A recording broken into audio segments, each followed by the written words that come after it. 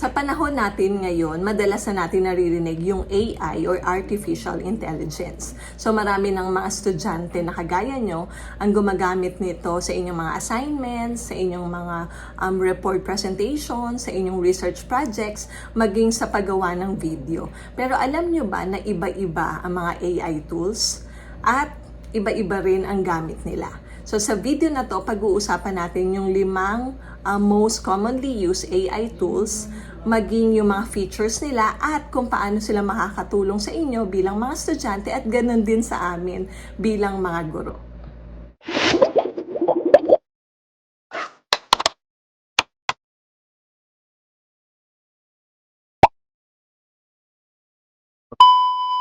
Yes, sa video na ito, we will talk about ChatGPT, Google Gemini, Microsoft Copilot, Canva AI, at ang CapCut AI. So, stick around. But wait, bago natin i-discuss yung mga AI tools na yan, unawain muna natin at alamin ano nga ba ang AI. Ang AI ay technology na kayang magsagawa ng mga task o gawain na karaniwan nangangailangan ng katalinuhan nating mga tao, tulad ng pag-unawa, pagsusuri ng information, paglikha ng mga image o larawan, at pagbibigay ng mga rekomendasyon. Tandaan, ang mga AI tools na ito, hindi nila pinapalitan yung pag-iisip o katalinuhan nating mga tao. But instead, nagsisilbi silang guide or assistance para mas mapadali at mas mapabilis yung ating mga task o yung ating mga gawain. At ngayon, punta na tayo sa isa sa pinaka-popular and most widely used AI tools, lalo na sa education field, ang ChatGPT. Ang ChatGPT ay isang AI chatbot na kaya makipag-usap sa tao gamit ang natural na wika. Narito ang kanyang mga best uses: pag-explain ng mga hihirap na konsepto, pagbuo ng reviewer, pagpapasimple ng mga lesson or topic, pag-improve ng grammar, paggawa ng outline para sa report, at brainstorming ng mga research topics. So halimbawa, nahihirapan ka sa isang particular na topic or lesson sa science or sa math. So pwede mo siyang hingan ng paliwanag or mag-prompt ka sa kanya na ipaliwanag yung particular part na yon sa level mo. So gamit ka lang ng tamang prompt for that. And of course, tandaan hindi dapat kopyahin ng buo yung sagot ni ChatGPT, but instead gamitin lang natin siya na guide or gabay para mas maunawaan natin yung particular topic or concept ng lesson na yon. Ang pangalawang AI tool na pag-uusapan naman natin ngayon ay ang Google Gemini. Ang AI tool na mahusay sa paghanap ng impormasyon at pagsusuri nito. Muli, ang Gemini ay AI assistant ng Google na mahusay sa paghahanap at pagsusuri ng mga impormasyon. Narito ang kanyang mga best uses: pag-locate nga ng information, pag-summarize ng mga habang articles, pagsusuri ng mga dokumento, at pag-oorganisa o pag-aayos ng mga research material. So, for example, gumagawa ka ng isang research paper patungkol halimbawa sa academic stress. So, pwede kang mag-ask kay Gemini na maghanap ng mga related literature and studies. Ibibigay niya yung mga sources or references.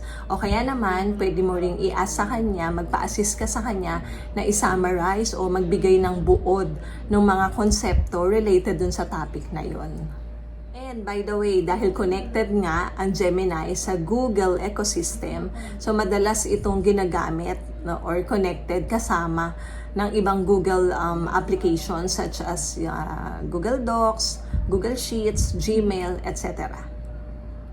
Ang pangatlong AI tool na pag-uusapan naman natin ay ang Copilot, ang AI tool para sa mga documents and presentations.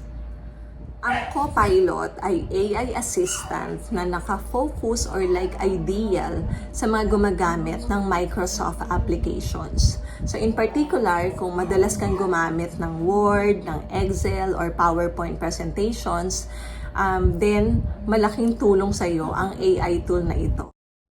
Narito ang kanyang mga best uses: mag-draft ng report, magbigay ng idea para sa essay, tumulong sa iyo sa paggawa ng presentations, mag-analyze o magsuri ng data sa Excel, at makagawa ng mga summary. And ang isa sa mga paborito nating mga estudyante at mga teachers na kagaya ko ay ang Canva AI. Hindi kasi lahat sa atin may experience o actually may skill sa graphic design. Pero dahil sa Canva AI, mas nagiging mabilis at madali ang paggawa natin ng mga visual materials. Narito ang mga pwedeng paggamitan ng Canva AI: presentations, infographics, posters, educational materials, project outputs, and social media content. So, paano natin magagamit ang Canva AI? Like for example, meron kang assignment na infographic sa Philippine history. So, pwede kang humingi ng presentation suggestions o kaya naman ng layout design sa Canva AI. Now, bukod dito, other features niya, image creation or generation, maging image editing and enhancement. And last but not the least, ang CapCut AI, ang AI tool para sa mga video projects mo. Sa panahon ngayon at sa bagong curriculum, especially sa senior high school, maraming mga performance tasks at mga academic requirements na nangangailangan ng mga video presentations. So dito papasok si CapCut AI. Ano-ano ang features ni CapCut AI? Ito po ang mga iyon: video editing, auto subtitles, voice-over generation, background removal, video enhancement, and script assistance. So dahil napaka-user-friendly at hindi nangangailangan ng komplikadong proseso ng pag-edit ang CapCut, so ikaw bilang estudyante mas makakapag-focus ka sa pagpapahusay or pagpapaganda ng content ng video project mo. So yan po yung 5 most common, most popular AI tools sa education field. Now, bagamat napakalaking tulong ng mga AI tools na yan, kailangan gamitin natin sila ng responsable. So una, huwag umasa ng lubusan o mag-rely lang sa mga AI tools na ito. Pangalawa, laging suriin yung mga impormasyon na binibigay nito. So, nandito tayo to check, validate, and check for accuracy ng mga information.